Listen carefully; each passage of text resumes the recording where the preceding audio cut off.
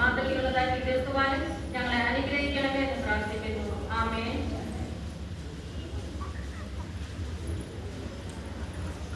எல்லாரும் இன்னைக்கு சந்தோஷமா இருப்பீங்களா? குரூஸ் மரணத்தை தியானிக்கும் போது எப்படி சந்தோஷமா இருக்கணும்னு நினைக்கிறீங்களா? ஒரு பக்கம் நம்முடைய பாஸ்டர் கூட வேறுபாடாக இங்கிருந்து அங்கே கடந்து போறாரு அப்படிங்கிற ஒரு மனசுப்பமும் உண்டு, எனக்கும் உண்டு, என் ஃபேமிலிக்கும் உண்டு, அது போல எல்லாருக்கும் இருக்கும்னு நினைக்கிறேன்.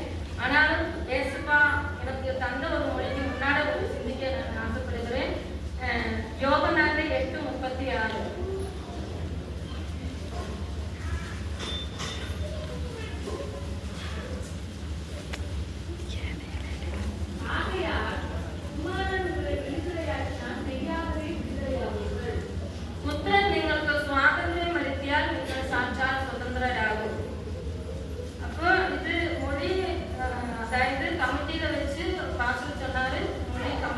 எடுக்கணும் அப்படின்னு. அப்ப நாங்க எல்லாரும் சொன்னோம், சரி கமிட்டிக்கார் எடுக்க வேணாம், பாக்கி சபைக்கு கொடுத்துடலாம் அப்படின்னு நாங்க தீர்மானிச்சுட்டு போயிட்டோம். மறாவது வாரம் நாங்க வந்திருக்கும் போது அந்த ஆராதனை டைம்ல மத்தியஸ்த பிரார்த்தனையில எனக்கு ஒரு காட்சியா இருந்தது. முதல் மொழி பிரசவிக்கிறதாகும், அதாவது உன்னை இந்த ஒரு பிரச்சனையில இருந்து உன்னை விடுவிச்சுட்டேன், ஆனாலும் நீ என்னை கண்டுக்கிற மாட்டேன், நீ என்ன தனி போற அப்படிங்கிற ஒரு சந்தேஷம் எனக்குள்ளதான் கடந்து. அப்போ ஆராதனை முடிஞ்ச உடனே நான் என்ன செஞ்சேன்னா, நான் பாஸ்டர்கிட்ட நான் பேர் அதாவது கொடுத்துருக்காங்களான்னு கேட்டேன். இல்லைன்னு சொல்லிட்டு அந்த 1வது மொழியை நான் கொடுத்துட்டு போயிட்டேன். അതായത് പാപത്തിന്റെ അടിമത്തത്തിൽ നിന്ന് നമ്മളെ വീട് രക്ഷിത്താർ. അവർ തൻ ജീവനെ ബലിയായി കൊടുത്ത് നമ്മളെ വീട് രക്ഷിത്താർ. അപ്പോൾ നമ്മൾ സ്വതന്ത്രമായി ഇരുന്ന് പോയിട്ടാ இன்னைக்கு நம்ம இந்த மத்தியத்துல வந்து இயேசுவை ஆராதிக்குவோம், ஸ்துதிக்குவோம். அதாவது നമ്മൾ ஒரு மன இறுக்கத்தோட இருக்க, அவர் சந்தோஷத்தோடு சமாதானத்தோடு கூடி நம்ம வந்து இருக்க இன்னைக்கு இயேசுப்பா கிருபை தந்திருக்காங்க. அந்த வசனத்தின் அடிப்படையாக நான் இன்றைக்கு வந்திருக்கிறேன். എനിക്ക് കിട്ടിയ 1ാമത്തെ മൊഴി ലോക 33:34. പിതാവേ, ഇവർ ചെയ്യുന്നത് ഇന്നതെന്ന് അറിയായതുകൊണ്ട് ഇവരോട് ക്ഷമിക്കണമേ. അതിൽ ട്രീപ്പിച്ച് ഫോണോഫയർ എന്ന ഒരു മകൻ യേശുവിനെ കുറിച്ച് ഇങ്ങനെ പറയുകയാണ്: മറ്റുള്ളവർക്ക് വേണ്ടിയുള്ള ഒരു വ്യക്തി, മറ്റുള്ളവർക്ക് വേണ്ടി സ്വന്തം ജീവനെ ശൂന്യമാക്കിയ ഒരു ജീവനാണ് യേശു ക്രിസ്തുവിൻ്റെത് എന്ന് ഈ മകൻ വെളിപ്പെടുത്തുകയാണ്. അതായത് സമരിയാക്കാർക്ക് സ്ത്രീകള്, മറ്റ് രോഗികളായിരുന്നവര്, കുരുടരായിരുന്നവര്, ഇങ്ങനെയുള്ളവരോട് മറ്റുള്ളവരുമായിട്ടുള്ള ഒരു ബന്ധമായിരുന്നു യേശുവിൻ്റെത് എന്ന് പറയുകയാണ്. പാപത്തെ വെറുക്കുകയും പാപിയെ സ്നേഹിക്കുകയുമാണ് യേശു നമ്മളുടെ ഈ ക്രൂശിലൂടെ നമുക്ക് കാണിച്ചു തരുന്നത്. അങ്ങനെ റോമൻ പടിയാളുകൾ, അന്ന് യേശുവിന്മേൽ ഒരു കുറ്റവുമില്ല, ഒരു പാപവും ഇല്ലാത്ത യേശുവിനെയാണ് അന്ന് യഹൂദന്മാരും റോമൻ പടയാളികളും ചേർന്ന് യേശുവിനെ ക്രൂശിക്കുന്നത്. ആ വേദനയുടെ മധ്യത്തിലും മരണത്തിന്റെ നേരത്തും യേശു അവർക്ക് വേണ്ടി പ്രാർത്ഥിക്കുകയാണ്. ആ നേരത്ത് പോലും ഒരു വാക്ക് പോലും സംസാരിക്കാതെ മറ്റുള്ളവർക്ക് വേണ്ടി പ്രാർത്ഥിക്കുന്ന ഒരുവനെയാണ് ഈ ക്രൂശിലൂടെ നമുക്ക് കാണുവാനായിട്ട് കഴിയുന്നത്. ഈ ക്രൂശിലൂടെ, അതായത് ഈ ക്രൂശിന്റെ യേശുവിനെ നമ്മൾ കാണുമ്പോൾ ആ ക്രൂശിലെ നമ്മെ തന്നെ ഒന്ന് കാണുവാൻ ഇടയാകണം. അതായിരിക്കണം ഈ ക്രൂശിലെ ധ്യാനത്തെ കുറിച്ച് നമ്മൾ ചിന്തിക്കേണ്ടത്. ഈ ക്രൂശിൽ നമുക്ക് എന്തൊക്കെ കാണുവാൻ കഴിയും? ഈ ക്രൂശിൽ രക്ഷയുണ്ട്, ജീവനുണ്ട്, സ്നേഹമുണ്ട്, സമാധാനമുണ്ട്, മറ്റുള്ളവരിൽ നിന്നുള്ള സംരക്ഷണയുണ്ട്, ശത്രുക്കളിൽ നിന്നുള്ളത്, സ്വർഗീയ മാധുര്യമുണ്ട്, മനസ്സിന്റെ ശക്തിയുണ്ട്. ഈ ക്രൂശിൽ സന്തോഷമുണ്ട്, മറ്റ് ആത്മീക ശക്തി, ആത്മീക വർദ്ധനവ് നമ്മുടെ ഉള്ളിലേക്ക് കൊണ്ടുവരുവാനായിട്ട് ഈ ക്രൂശിൽ നമുക്ക് കഴിയും. അങ്ങനെ ഈ 3 വിഷയങ്ങളെ കുറിച്ച് ഒന്ന് ചിന്തിക്കാം. അതായത് സ്നേഹം, ക്ഷമ, പ്രാർത്ഥന. സ്നേഹം, അതായത് ക്ഷമയും പ്രാർത്ഥനയും ഒന്നാണ്. അപ്പൊ സ്നേഹം, ഈ ക്രൂശിലെ സ്നേഹം നമുക്കുണ്ടെങ്കിൽ മാത്രമേ നമുക്ക് ക്ഷമിക്കുവാൻ കഴിയുകയുള്ളൂ. അപ്പൊ ഈ ഇങ്ങനെ ഒരു വചനം എഴുതുവാൻ തന്നെ എന്നെ പ്രേരിപ്പിച്ചത് 2024 യേശു എനിക്ക് നൽകിയതാണ്. ജൂൺ മാസം 7-ാം തീയതി വെളിച്ചം എന്നുള്ള, അതായത് പ്രകാശമായി തീരുക എന്ന്. അപ്പൊ 2025 1ാമത്തെ മാസം നമ്മൾ പ്രാർത്ഥനയിൽ കടന്നു വന്നപ്പോൾ അത് സ്നേഹം, പ്രാർത്ഥിക്കുക, ക്ഷമിക്കുക, സ്നേഹിക്കുക, ഈ വചനങ്ങളാണ് എനിക്ക് വെളിപ്പെടുത്തുന്നത്. അപ്പൊ ഈ വചനങ്ങളുടെ അടിப்படைയിൽ തന്നെ ഇതിൽ ധ്യാനിക്കാമെന്ന് ഞാൻ ഉദ്ദേശിച്ച് ഇതിലെടുത്ത്, പക്ഷെ വേറെ രീതിയിൽ എടുക്കാമെന്നെടുത്തിട്ടും അത് എനിക്ക് വചനങ്ങൾ കിട്ടിയില്ല. അതുകൊണ്ട് ഈ മൊഴിയിൽ തന്നെ നമുക്ക് എടുക്കാം എന്ന് തീരുമാനിച്ചു. അങ്ങനെ സ്നേഹം, ഈ സ്നേഹം നമ്മളിൽ ഉണ്ടെങ്കിൽ മാത്രമേ മറ്റുള്ള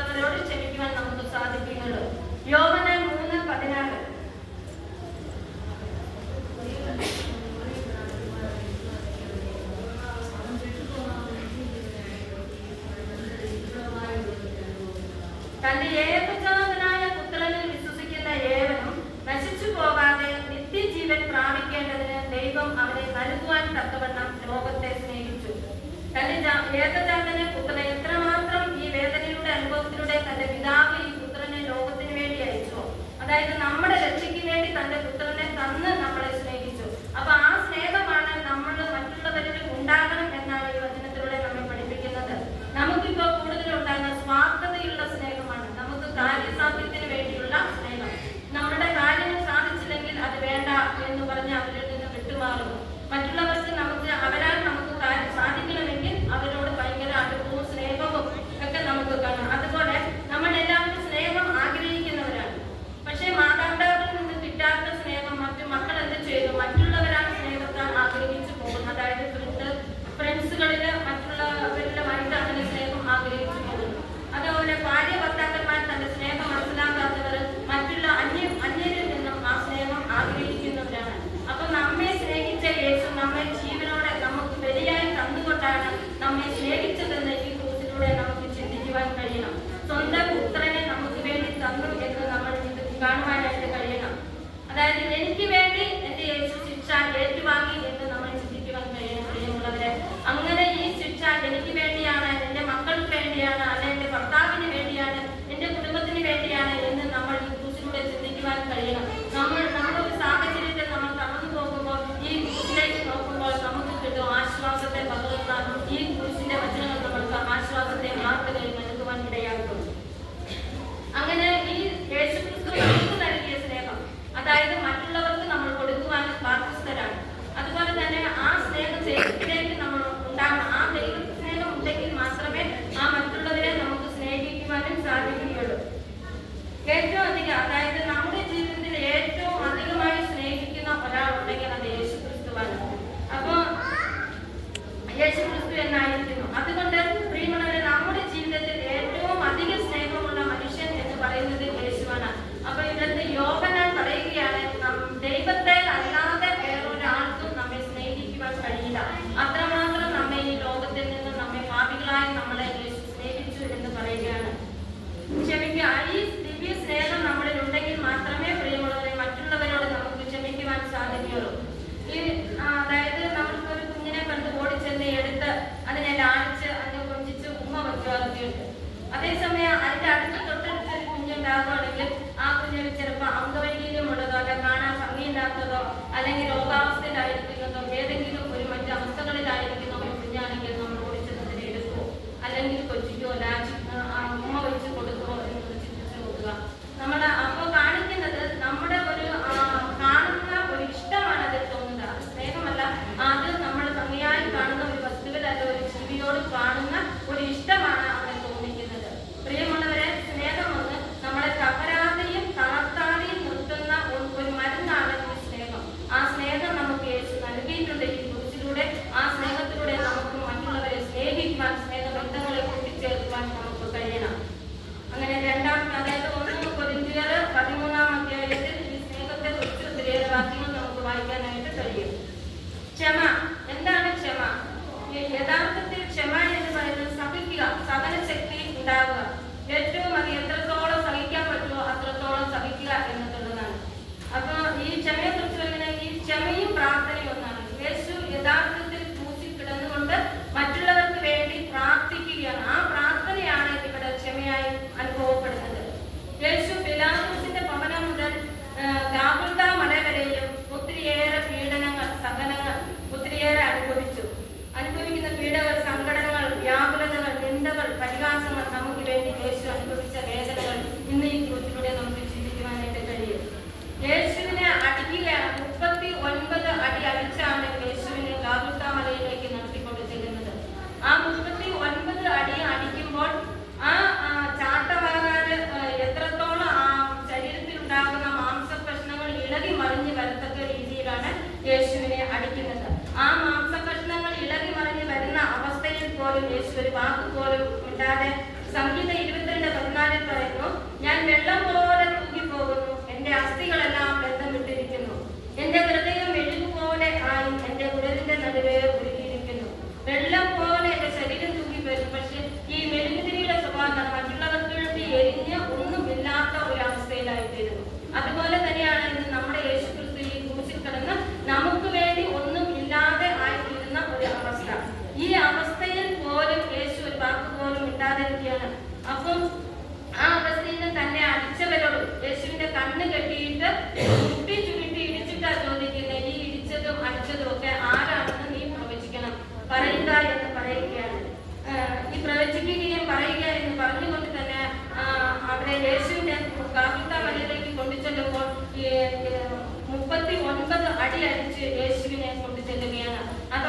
തന്റെ മുഖത്ത് കാർക്കിച്ചു തുപ്പിയവരോട്, മുഷ്ടി ചുരുട്ടി ഇരിച്ചവരും, തന്നെ പരിഹസിച്ചവരോട്, നിന്ദിച്ചവരോട് മറ്റു വാക്യങ്ങൾ, അതായത് കള്ളസാക്ഷ്യങ്ങൾ പറയുകയായി. ഇപ്പം കരം പിടിക്കുക, അത് അതിനൊന്നും ഒത്തുകൊടുക്കാത്തത് കൊണ്ട് പിന്നെ അവിടുത്തെ ജനങ്ങളെ അവരിൽ നിന്നും പിരിച്ചു മാറ്റുക എന്ന ഒരു അവസ്ഥയിലും, അതുപോലെ തന്നെ 3 ദിവസം കൊണ്ട് ആലയം പണിത് ഇടിച്ചു പണിയും എന്നുള്ള ഒരു കള്ളസാക്ഷ്യം കൂടെ മനുഷ്യർ അവിടെ പറയുകയാണ്.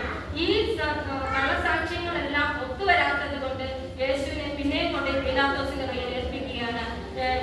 യേശുവിനെ ക്രൂശിക്കാൻ എന്ന് പറഞ്ഞു. ഈ 4-5 ദിവസങ്ങൾക്ക് മുന്നേ യേശുവിനെ ഹോശന്ന എന്ന് പാടി ആർപ്പരിച്ച എല്ലാ മക്കളും കൂടി ചേർന്നിട്ടാണ് യേശുവിനെ ക്രൂശിക്കാനായിട്ട് കൊണ്ടുചേരുന്നത്. ആ അവസ്ഥയിലും യേശുവിന്റെ ക്രൂശീകരണ മരണത്തിലെ കടന്നു ചെല്ലുമ്പോൾ യേശുവിനെ അടിച്ചവരോടും ദുഷിച്ചു പറഞ്ഞവരോടും പരിഹസിച്ചവരോടും യേശുവിനെ തറയ്ക്കാൻ ഉപയോഗിച്ചിരുന്ന ആണി 8 ഇഞ്ച് ആണിയാണ് ഉപയോഗിച്ചിരുന്നത്. ആ 8 ഇഞ്ച് ആണി കൈകാലുകളിൽ തറയ്ക്കുമ്പോഴും നമുക്ക് ഓർക്കാം, നമ്മുടെ ഒരു ഒട്ടുസൂചി നമ്മുടെ ശരീരത്തിൽ കൊണ്ടാൽ എന്തുമാത്രം വേദന അനുഭവപ്പെടുന്നുണ്ട്. നമ്മൾ ചിന്തിക്കുക, ഈ ക്രൂശിലൂടെ അപ്പോൾ എത്രമാത്രം വേദനയാണ് എനിക്ക് നിങ്ങൾക്ക് ചിന്തിക്കുക. അങ്ങനെ 8 ഇഞ്ച് ആണി കൊണ്ടാണ് കൈകാലുകളെ തറയ്ക്കുന്നത്. 2 ഇഞ്ച് കൊണ്ടുള്ള മുൾമുടി തലയിൽ ചൂടുകയും രക്താംബരമുള്ള വസ്ത്രങ്ങൾ ധരിപ്പിക്കുകയും 150 കിലോ ഭാരമുള്ള ക്രൂശാണ് യേശുവിനെ ചുമപ്പിക്കുന്നത്.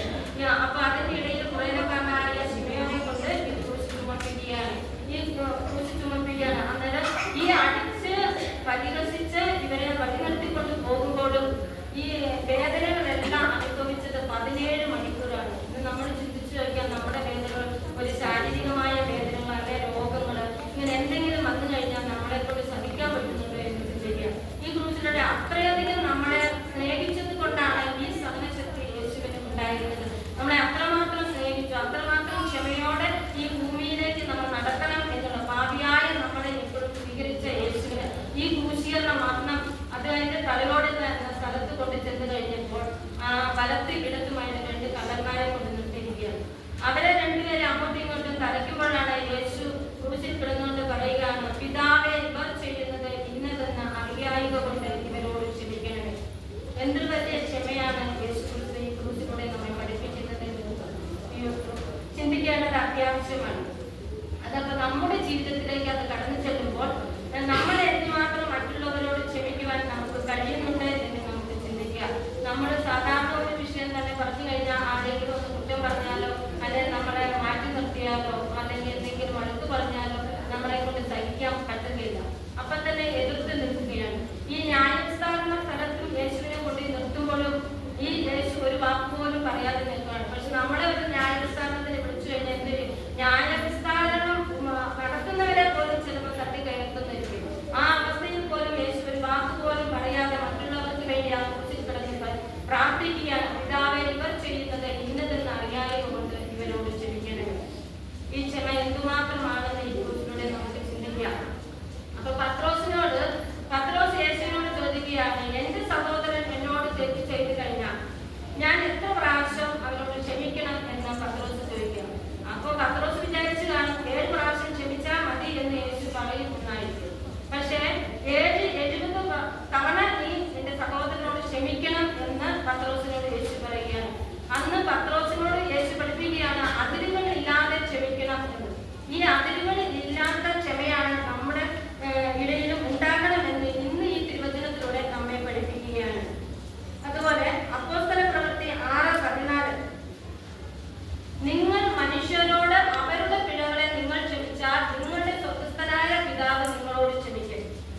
നിങ്ങൾ മനുഷ്യരോട് അവരുടെ പിഴകളെ ക്ഷമിച്ചാൽ സ്വർഗ്ഗസ്ഥനായ പിതാവ് നിങ്ങളോട് ക്ഷമിക്കും. നമ്മൾ ക്ഷമിച്ചില്ലെങ്കിൽ നമ്മളോട് പിതാവ് ക്ഷമിക്കുകയില്ല. നമ്മുടെ ജീവിതത്തിലേക്ക് അങ്ങനെ കടന്നു വരുമ്പോൾ നമ്മൾ എത്ര പേരോട് അങ്ങനെ ക്ഷമിക്കാൻ പറ്റുന്നുണ്ട്? ഒന്ന് ചിന്തിക്കുക.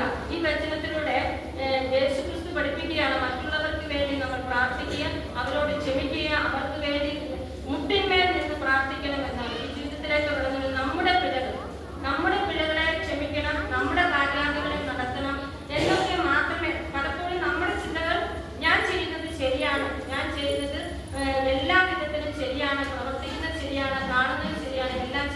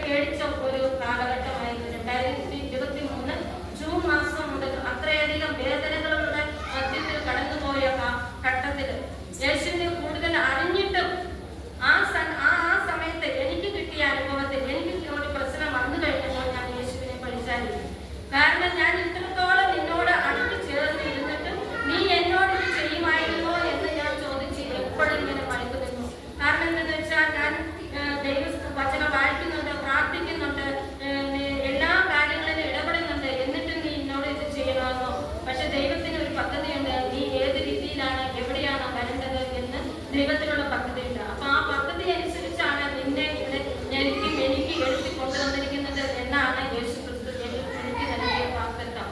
അപ്പൊ ആ 2023 ഞാൻ അത്രയധികം ബൈബിൾ വായിക്കാതെ പ്രാർത്ഥിക്കാതെയൊക്കെ മാറി നിന്നതിന്റെ ഫലമാണ് ഇന്ന് നിങ്ങളുടെ മധ്യത്തിൽ ദൈവം എന്നെ ഇവിടെ കൊണ്ടുവന്ന് നിർത്തിയിരിക്കുന്നത്. അപ്പൊ അന്ന് ഞാൻ വളരെയധികം സങ്കടത്തിനും ദുഃഖത്തിനും കരഞ്ഞുകൊണ്ട് നടക്കുന്ന ഒരു കാലഘട്ടം. എന്റെ കൂടെയുള്ളവരെല്ലാവരും തന്നെത്താൻ അവരുടെ കാര്യങ്ങൾ നോക്കിപ്പോയി. അന്ന് കൂടെ ഉണ്ടായിരുന്നവരാരും ബന്ധുക്കളോ അല്ല നമ്മൾ സ്നേഹിച്ചവരോ ആരും തന്നെ കൂടെ ഉണ്ടായിരുന്നില്ല. അത്രയധികം ഒറ്റയ്ക്കിരുന്ന 4 മുറിക്കുള്ളിലിരുന്ന് എപ്പോഴും കരഞ്ഞു പ്രാർത്ഥിക്കും. പക്ഷെ വൈകുന്നേരം ആകുമ്പോൾ ഞാൻ പ്രാർത്ഥനയിൽ ഇരിക്കില്ല. മക്കള് പ്രാർത്ഥിക്കും, ഞാൻ പ്രാർത്ഥിക്കുകയില്ല. പക്ഷെ എനിക്ക് കുറ്റബോധമുണ്ട്. ഞാൻ പ്രാർത്ഥിക്കുന്നതിനുള്ള കുറ്റബോധം എനിക്കില്ല. അതുകൊണ്ട് യേശു എന്നോട് സംസാരിച്ചത്, നീ ആരെയും വിശ്വസിക്കരുത് എന്ന് പറഞ്ഞ് ഈ 2 ആഴ്ച എന്റെ ഉള്ളത്തിൽ കിടന്ന് സംസാരിക്കാൻ തുടങ്ങി. ഞാനോർത്തു അപ്പൊ ഞാൻ ഈ പ്രശ്നങ്ങളിലൂടെ കടന്നു വന്നത് കൊണ്ടാവാം ദൈവം എന്നെ ഇങ്ങനെയൊക്കെ സംസാരിപ്പിക്കുന്നത് എന്ന് ഞാൻ വിചാരിച്ചു. പക്ഷെ 3-ാമത്തെ ആഴ്ചയിൽ ഈ ആരാധനാലയത്തിലേക്ക് കടന്നു വന്നപ്പോൾ അന്ന് സാർ മെസ്സേജ് കൊടുത്തത്, ആരെയും വിശ്വസിക്കുന്നതിൽ ഒരു ലിമിറ്റ് വേണം എന്ന്. അപ്പോ ആ നിമിഷം കൊണ്ട് എന്റെ ഹൃദയത്തിൽ നിന്ന് ആ വചനം മാറിപ്പോയി. അപ്പൊ ഇതുകൊണ്ടായിരിക്കാം ദൈവം എനിക്ക് ആ വചനത്തിലൂടെ സംസാരിച്ചത്. പക്ഷെ സാറിനോട് വരെ ഞാൻ പറഞ്ഞിട്ടില്ല എന്നാണ് പറയുന്നത്. അങ്ങനെ ഓരോ വചനങ്ങളിലൂടെ എന്നെ നടത്തിക്കൊണ്ടിരിക്കുന്ന വേളയിലാണ് കുഞ്ഞിന്റെ മാറ്റങ്ങൾക്ക് വേണ്ടി പ്രാർത്ഥിച്ചു. ആ പ്രാർത്ഥിക്കുന്നതിനിടയിൽ ഒത്തിരിയേറെ വേദനകൾ അനുഭവിക്കുന്നു. ഈ ലോകം സംസാരിക്കുന്നതനുസരിച്ച് ഞാൻ പോകാതെ, അപ്പൊ ഈ ലോകം പറയുന്നതനുസരിച്ച് ഞാൻ വളരെയേറെ ദുഃഖിച്ചു. അപ്പൊ സാറിനോട് പറഞ്ഞപ്പോൾ സാറ് പറഞ്ഞു, നീ ഒന്നും മിണ്ടണ്ട, നീ ദൈവസന്നിധിയിൽ മൗനമായി ഇരുന്ന് പ്രാർത്ഥിക്കുക, വേറെ ഒന്നും ചെയ്യണ്ട എന്ന് പറഞ്ഞു. അതനുസരിച്ച് ആ ക്ഷമ തന്നെ എനിക്ക് കിട്ടണമേ എന്ന് പ്രാർത്ഥിച്ച് ഭർത്താവിനോട് എന്ന് പറയുമ്പോൾ ഞാൻ പറയും, നിങ്ങൾ ആരോടൊന്നും മിണ്ടണ്ട, പറയണ്ട, ദൈവത്തിന് സമർപ്പിക്കുക. ഞാൻ അതുപോലെ തന്നെ അങ്ങനെ തന്നെ നിന്നു. അങ്ങനെ കടന്നു ചെല്ലുമ്പോൾ 2023 ആണ്ട് അവസാനമാകുമ്പോൾ 2024 ഫെബ്രുവരി മാസം അവസാനമായപ്പോൾ എന്റെ ദൈവം എന്റെ കൊച്ചിനെ തൊട്ടു. അത് നമ്മുടെ കൺവെൻഷന് മുമ്പ് 2 ആഴ്ചയ്ക്ക് മുന്നായി ദൈവം അവളെ കയ്യിൽ പിടിച്ചെടുത്തത് മൂലം ഞങ്ങളിൽ അനേക പ്രവർത്തികൾ ദൈവം ചെയ്യുവാനായിട്ട് തുടങ്ങി. അപ്പോ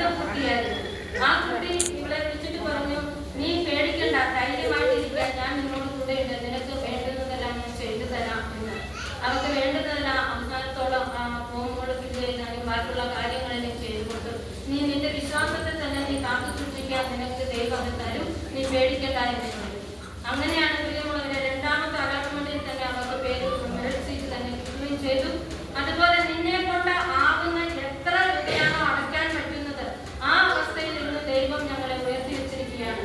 ആ അവസ്ഥയിൽ എത്തിയത് കൊണ്ടാണ് ഇന്ന് നിങ്ങളുടെ മധ്യത്തിൽ ഇങ്ങനെ വന്ന് നിൽക്കുവാനും, അതായത് ഞാൻ എപ്പോഴും ആണുങ്ങളുടെ മുമ്പിൽ നിന്ന് സംസാരിക്കാനോ ഒന്ന് നോക്കി നിൽക്കുവാൻ പോലും ധൈര്യപ്പെട്ടിട്ടില്ല നിന്നിട്ടില്ല ദൈവം. പക്ഷെ ഇന്ന് ഈ 100 പേരുള്ള മധ്യത്തിൽ എന്നെ നിർത്തിയിട്ടുണ്ടെങ്കിൽ ദൈവത്തിന്റെ പദ്ധതി നിന്നെ ഇവിടെ കൊണ്ടുവന്ന് നിർത്തുക എന്നുള്ളതാണ്. അങ്ങനെ ഈ ക്രൂശിലൂടെ ഞങ്ങൾ എന്നും ധ്യാനിച്ചതിന്റെ ഫലമായാണ് ഞങ്ങളുടെ ജീവിതത്തിൽ മറ്റനേക കാര്യങ്ങൾ നടത്തിയിട്ട് ഒത്തിരിയേറെ സാക്ഷ്യങ്ങളുണ്ട് കാര്യം. പക്ഷെ ഇപ്പോൾ പറഞ്ഞാൽ സമയമില്ല. പക്ഷെ ഇപ്പോൾ ഈ ഇടയായിട്ട് തോട്ടത്തിൽ പണിതുകൊണ്ടിരുന്നപ്പോൾ സൂപ്പർവൈസർ പണിയായിട്ടാണ് ഇപ്പോൾ പോകുന്നത്.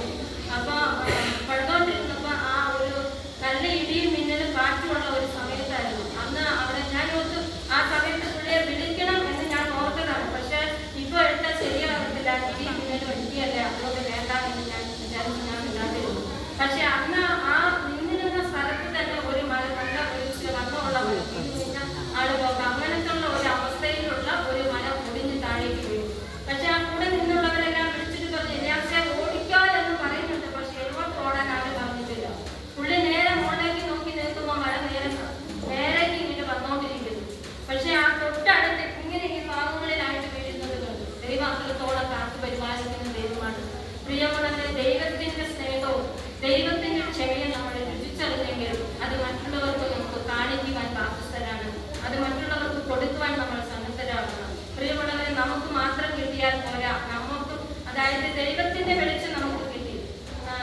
അന്ന് ഇവിടെ വർഷിപ്പ് നടത്തിയപ്പോൾ ജെനീഫർ പറഞ്ഞു ദൈവം എന്റെ വെളിച്ചം ദൈവമാകുന്നു, ആ വെളിച്ചം നമ്മൾ കിട്ടുമ്പോൾ മറ്റുള്ളവർക്ക് മാതൃകയായി തീരണമെന്ന്. അതേപോലെ തന്നെ ഉപവാസക്കൂട്ടത്തിൽ നോമ്പാരാധന തുടങ്ങിയപ്പോൾ ആദ്യത്തെ ഉപവാസക്കൂട്ടത്തിൽ സാർ പറയുകയുണ്ടായി ആ വെളിച്ചത്തെ കുറിച്ചാണ്, യേശുവിന്റെ വെളിച്ചത്തെ കുറിച്ചാണ്. അപ്പോൾ നമ്മുടെ വെളിച്ചം യേശുവാണ്. യേശു നൽകുന്ന വെളിച്ചം നമ്മളിലും നമുക്കത് മറ്റുള്ളവർക്ക് പകർന്നു കൊടുക്കുവാനും അത് മാതൃകയുള്ളവരായി തീരുവാനും നമുക്ക് ഇടയാകണം. മാതൃകയുള്ളവരായി ഇടയാകണം. അങ്ങനെ നമ്മളെ ഈ ക്രൂശിലൂടെ പഠിപ്പിക്കുകയാണ്. നമ്മളെന്നും ധ്യാനിച്ചു പോകും, ഓരോ വചനങ്ങളും ധ്യാനിച്ചു പോകും. നമ്മളെന്നും മാനസാന്തരപ്പെടുന്നവരാണ്, എല്ലാ മാസവും മാനസാന്തരപ്പെടുന്നവരാണ്. പക്ഷെ ആ ക്രൂശിങ്ങിൽ ഒന്ന് നിന്ന് നോക്കി, മുട്ടിന്മേൽ നിന്നൊന്ന് പ്രാർത്ഥിച്ചു നോക്കിയേ അപ്പോൾ അറിയാം നമ്മുടെ മാനസാന്തരവും നമ്മുടെ മനസ്സിന്റെ വ്യാകുലതകളും ചിന്തകളും എവിടെ പോയി എന്ന് നമുക്ക് മനസ്സിലാക്കാനായിട്ട് സാധിക്കും. പ്രിയമുള്ളവരെ, ഈ ക്രൂശിലൂടെ നമുക്ക് ദൈവത്തിന്റെ സ്നേഹം മനസ്സിലാക്കുവാനും ദൈവം നമുക്ക് പഠിപ്പിച്ചിട്ടുള്ള ക്ഷമയെ കുറിച്ചും പ്രാർത്ഥനയെ കുറിച്ചും ഇന്ന് നമുക്ക് എത്ര പേർക്ക് പറയാൻ പറ്റും മറ്റുള്ളവർക്ക് വേണ്ടി പ്രാർത്ഥിക്കുവാൻ കൊണ്ട് കഴിയുന്നു. അങ്ങനെ ഈ ക്രൂശിലൂടെ നമുക്ക് മറ്റുള്ളവർക്ക് വേണ്ടി പ്രാർത്ഥിക്കാൻ സന്നദ്ധരാണ്. നമ്മളെ യേശു ക്രിസ്തു ഏൽപ്പിച്ച ഒരു ദൗത്യം എന്ന് പറയുന്നത് മറ്റുള്ളവർക്ക് വേണ്ടി പ്രാർത്ഥിക്കുക. അത് ഏതൊരു അവസ്ഥയായാലും കൊള്ളാം, ഏത് ശത്രുവായിരുന്നാലും പോലാം. ശത്രുവെ നമ്മുടെ ഗൃഹം ഏറി വന്നാലും നമ്മൾ എന്ത് ചെയ്യണം? അവരെ ഉപസംഹരിക്കാൻ, അതേ സ്നേഹ സൽക്കാരം നടത്തണം എന്നാണ് യേശു ക്രിസ്തു നമ്മെ പഠിപ്പിക്കുന്നത്. ആ സ്നേഹത്തിലൂടെ ആ ക്ഷമിക്കലിലൂടെയാണ് നമ്മൾ ഈ ക്രൂശിലൂടെ കടന്നു ചെല്ലുന്നത്. ഒരു ക്രിസ്ത്യാനി എന്ന് പറഞ്ഞു കഴിഞ്ഞാൽ അവൻ എപ്പോഴെങ്കിലും ഒരു മാറ്റ സംഭവം ഉണ്ടാകണം, ഒരു മാനസാന്തരം ഉണ്ടാകണം. അതാണ് ദൈവം ആഗ്രഹിക്കുന്നത്. അത് നമ്മളിൽ ഓരോരുത്തരിലും ഉണ്ടാകണം. ഓരോ വർഷവും പുതുക്കുന്നതിനാണ് ഈ നോമ്പും ഉപവാസവും കൂടെ നമ്മളെ കൂട്ടിച്ചേർക്കുന്നത്. ഈ നോമ്പും ഉപവാസം ഉണ്ടെങ്കിൽ മാത്രമേ മനുഷ്യൻ പുതുതായി ജീവിക്കപ്പെടുകയുള്ളൂ. അതായത് യേശുവിൽ കൂടുതൽ അടുക്കുവാനായിട്ട് സാധിക്കുകയുള്ളൂ. അത് ഈ ക്രൂശിലൂടെ നമുക്ക് ചിന്തിക്കുവാൻ കഴിയണം. ഈ ദൈവത്തിന്റെ സ്നേഹം ഉണ്ടെങ്കിൽ മാത്രമേ നമുക്ക് എന്ത് ചെയ്യാൻ പറ്റും? മറ്റുള്ളവർക്ക് ക്ഷമിക്കുവാൻ പറ്റുള്ളൂ. അതുപോലെ തന്നെ ഈ ക്ഷമയുണ്ടെങ്കിൽ മാത്രമേ മറ്റുള്ളവർക്ക് വേണ്ടി നമുക്ക് പ്രാർത്ഥിക്കുവാനായിട്ടും കഴിയുകയുള്ളൂ. അങ്ങനെ പ്രിയമുള്ളവരെ, ആർപ്പാടപൂർണമായ ഒരു അകന്തിയല്ല ഈ സ്നേഹം എന്ന് പറയുന്നത്, ഈ ക്ഷമ എന്ന് പറയുന്നത്. സ്നേഹത്തിന്റെയും വിനയത്തിന്റെയും ഇടുക്കമുള്ള വഴിയാണ് ഈ ക്രിസ്തുമാർഗ. യേശുക്രിസ്തു നമ്മെ വഴിയുടെ പഠിപ്പിക്കുന്ന നമുക്ക് രക്ഷ നൽകുന്ന ഈ ക്രൂശിന്റെ വഴിയാണ്. ഈ ക്രൂശിലൂടെ നമുക്ക് രക്ഷ നൽകിയെങ്കിൽ നമുക്ക് പ്രാർത്ഥിച്ച ഉടനെ നമുക്ക് സമാധാനം കിട്ടി, സന്തോഷം കിട്ടി എന്നല്ല. ആ പ്രാർത്ഥനയിലൂടെ വളരെയധികം സഹനങ്ങൾ സഹിക്കേണ്ടി വരും. ഈ പ്രാർത്ഥനാ ജീവിതം ഞാൻ കടന്നു വന്നപ്പോൾ എനിക്ക് തന്നെ തോന്നി, എനിക്ക് വേണ്ട, ഈ പ്രാർത്ഥനാ ജീവിതം വേണ്ട എന്ന് ഞാൻ തീരുമാനിച്ചു. ഞാനിവിടെ നിന്ന് ആരാധന കഴിഞ്ഞ് വീട്ടിൽ ചെന്നിരുന്നപ്പോൾ എൻ്റെ മനസ്സിൽ കൂടി ഓടുകയാണ്, ഞാൻ എന്തെങ്കിലും ഒളിച്ചോടാൻ പോവുക, എനിക്ക് ഈ പ്രാർത്ഥനാ ജീവിതം വേണ്ട, എനിക്ക് അത്രയധികം സഹിക്കാൻ പറ്റുന്നില്ല. ഇന്ന് ഈ യേശുവിന് വേണ്ടി തന്റെ മാതാവ് സഹിച്ച വേദനയിൽ ഒരു അംശം പോലെ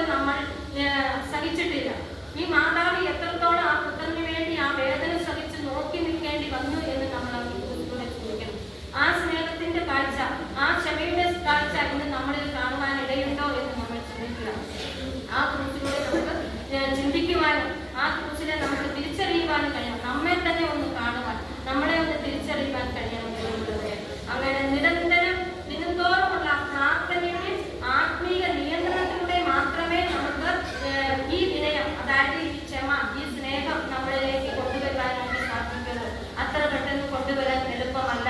അത്രയധികം നമുക്ക് ജീവിതത്തിൽ കൊണ്ടുവന്നു എന്ന് നമുക്ക് തുള്ളിച്ചാടി നടക്കാൻ പറ്റത്തില്ല. പക്ഷെ ദിനത്തോറുമുള്ള പ്രാർത്ഥനയാണ് നമ്മെ ഈ ക്ഷമയിലേക്കും ഈ സ്നേഹത്തിലേക്കും നയിക്കുന്നത്. എന്റെ ഹൃദയത്തിൽ കുടിക്കൊള്ളുന്ന വിദ്വേഷത്തിന്റെയും വൈരാഗ്യത്തിന്റെയും പേരുകൾ പിഴുതെടുക്കണം. അങ്ങനെയാണ് നമ്മൾ പ്രാർത്ഥിക്കേണ്ടത്. അങ്ങനെ പ്രാർത്ഥിക്കുമ്പോഴാണ് നമുക്ക് വിനയത്തിന്റെയും സ്നേഹത്തിന്റെയും ക്ഷമയുടെയും ഒരു മനസ്സ് നമുക്ക് ദൈവം നൽകുകയുള്ളൂ.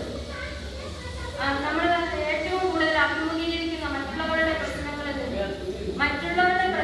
നിന്നും നമ്മൾ അഭിമുഖീകരിക്കേണ്ടി വരുന്ന ഓരോ പ്രശ്നങ്ങളും നമ്മളെ നിയന്ത്രിക്കുവാനും അത് ക്ഷമിക്കുവാനും നമുക്ക് കഴിയണം എന്ന് നമ്മൾ അത്രയേറെ ഈ കുരിശിൽ നിന്ന് നമുക്ക് പ്രാർത്ഥിച്ചെങ്കിൽ മാത്രമേ ഈ ക്ഷമയുടെയും സ്നേഹത്തിന്റെയും ഇത് നമ്മുടെ ഉള്ളിലേക്ക് കടന്നു വരുത്തുകയുള്ളൂ. പ്രാപ്തി നൽകണമേ എന്ന് നമുക്ക് പ്രാർത്ഥിക്കാം. യോഹന്നാൻ 8:36 പറഞ്ഞതുപോലെ ഞാൻ സ്വതന്ത്രമായി സമാധാനത്തോടെ കടന്നു ചെല്ലുക. ഇന്നൊരു തീരുമാനത്തോടെ കടന്നു ചെല്ലുക. നമുക്ക് ഈ കുറിച്ചിലൂടെ ധ്യാനിച്ചതുകൊണ്ട് എന്താണ് പ്രതിഫലം, എന്താണ് ദൈവം നമുക്ക് നൽകുന്നത് എന്ന് ചിന്തിക്കുക. അങ്ങനെ ആ സ്നേഹത്തോടെയും അഭിമാനത്തോടെയും കടന്നു ചെല്ലുക. അതായത് സമാധാനം, സന്തോഷം, അതുപോലെ സ്വാതന്ത്ര്യത്തോടു കൂടി കടന്നു ചെല്ലുവാൻ ദൈവം നമ്മെ അനുഗ്രഹിക്കട്ടെ. പ്രാർത്ഥിക്കാം, കണ്ണുകളടയ്ക്കാം. സ്നേഹവാനായ കർത്താവേ, ഈ കുരിശ് ഞങ്ങൾക്ക് നൽകിയ രക്ഷയ്ക്കായി വിടുതലിനായി സ്തോത്രം ചെയ്യുന്നു. ഞങ്ങൾ കർത്താവേ, ഈ വചനത്തിലൂടെയും ഇനി കേൾക്കാതിരിക്കുന്ന വചനത്തിലൂടെയും ഞങ്ങളെ ഓരോരുത്തരെയും അനുഗ്രഹിക്കണേ, ബലപ്പെടുത്തണമേ എന്ന് ആശീർവദിക്കണമേ എന്ന് പ്രാർത്ഥിച്ചുകൊണ്ട് പിതാവായ ദൈവം ഞങ്ങളെ അപേക്ഷിക്കുന്നു. യേശുക്രിസ്തുവിന്റെ നാമത്തിൽ തന്നെ ആമേൻ. ശത്രുക്കളുടെ അറിവില്ലായ്മ ക്ഷമിക്കുക.